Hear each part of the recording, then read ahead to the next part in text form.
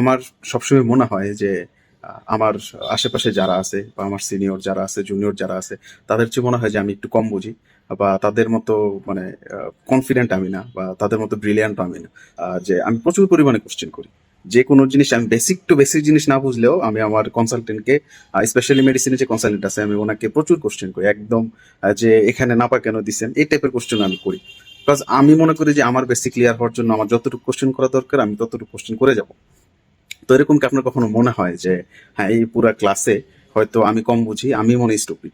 এটার জন্য যে প্রবলেমটা হয় যে ওখানে স্টুপিড শুধু আপনি না, আপনার আশেপাশের মানুষজনও বুঝতেছে না, তাদের মনে একই জিনিস ঘটতেছে যে আমি কোশ্চেন করব না, পাশের জন তো আমার থেকে ভালো বুঝে, এই কোশ্চেন করলে তো ওরা আমার নিয়ে হাসাহাসি করবে। সো যে জিনিসটা হয় এই কারণে, যে কোনো কনসেপ্টই বা যে কোনো টপিকে যদি স্যাররা বোঝায় বা যে কোনো টিচার যদি বোঝায়, তখন কি হয় যে সবাই বুঝছো কিনা এই কোশ্চেনটা যখন টিচাররা বলে তো সবাই হাত তুলে, বুঝেও হাত তুলে, না বুঝেও হাত তুলে।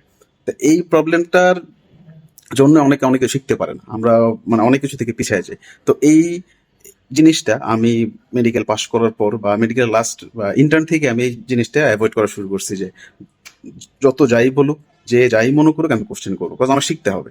সো আপনাদেরও আমার মনে হয় যে ছোট থেকে ছোট জিনিসই জিজ্ঞেস করে ক্লিয়ার হওয়া উচিত। যদি ক্লিয়ার না হন, এখন মানে ফেসবুক আছে, ইউটিউব আছে, আপনি হচ্ছে বিভিন্ন গ্রুপ আছে, ইভেন চ্যাট জিপিটি আছে, আপনি চ্যাট জিপিটি আস্ক করতে পারেন। যে সাইমন সিনিকটা যারা চিনেন না, সাইমন সিনিক হচ্ছে মোটিভেশনাল স্পিকার, আর হচ্ছে বিজনেস লিডারশিপ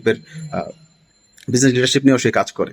তো তাকে একজন ইন্টারভিউয়ার তাকে জিজ্ঞেস করছিল যে মানে আপনি কি নিজেকে কি ভাবেন? তো ও একটা কথা বলছে যে আমি নিজেকে ইডিয়েট ভাবি। তো আমার কাছে খটকা লাগলো যে ইডিয়েট ভাবে কেন। দেন ও এক্সপ্লেন করলো যে আমি তো সব ব্যাপারে মানে জানবো এমন তো না। হ্যাঁ, যেমন ও নিউরো সায়েন্সের ব্যাপারে কিছু জানে না বা রিলেটেড কোনো টপিক না হয় ওই ব্যাপারে তো সে কিছু জানবে না। তো এরকমই একটা মিটিং এ ওকে ডাকা হয়েছে। হ্যাঁ, তো ওর আশেপাশের যত লোকজন আছে তারা হচ্ছে অন্য মানে অন্য সেক্টরের লোকজন। তো তারা মিটিং করতেছে, সে মানে বেসিক টু বেসিক জিনিস বুঝতেছে না। তো এটা জিজ্ঞেস করতেছে যে A+B=, আপনি এক জায়গায় বললেন সি, আবার A+B= এক জায়গায় বললেন ডি। তো বারবার কোশ্চেন করতেছে, মিটিং এ ইন্টারাপ্ট করতেছে। তো এখন যারা মিটিংটা কন্ডাক্ট করতেছে বা মিটিংটা চালাচ্ছে, তারাও বিরক্ত হইতেছে, তারা বারবার একই জিনিস ক্লিয়ার হইতেছে। তো কিছুক্ষণ পর মিটিং এ তো আরো বাকি লোকজন আছে, ওই কোম্পানির আরো লোকজন আছে। তো কিছুক্ষণ পর আরেকজন বলতেছে হ্যাঁ সাইমন, আমিও ওটা বুঝি নাই।